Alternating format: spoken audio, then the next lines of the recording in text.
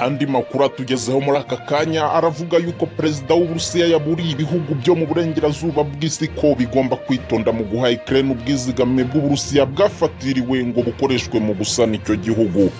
Perezida Ignazio Cassis yatangaje ko uburenganzira ku mutungo n'uburenganzira bw'ibanze n'uburenganzira bwa muntu.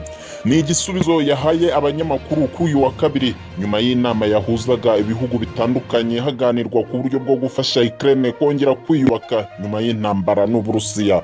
Muri iyo nama, Minisitiri w'Intebe wa Ukraine Denys Shmyhal yavuze ko yizeye ko bazahabwa miliyari ziri hagati ya 300 na 500 z'Uburusiya zafatiriwe mu mabanki yo mu burengerazuba ngo bayifashishe mu kongera gusana igihugu. Icyakora perezida w'Ubusuwisi yavuze ko hari igihe bwa burenganzira bw'ibanze butubahirizwa nk'uko byagenze mu bihe bikomeye by'icyorezo cya COVID-19.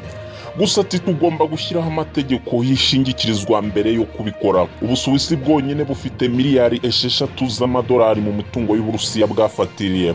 Guverinoma ya Ukraine iheruka kuvuga ko ikeneye nibura miliyari 750 kugira ngo zifashe igihugu kongera kwiyubaka aho bishoboka.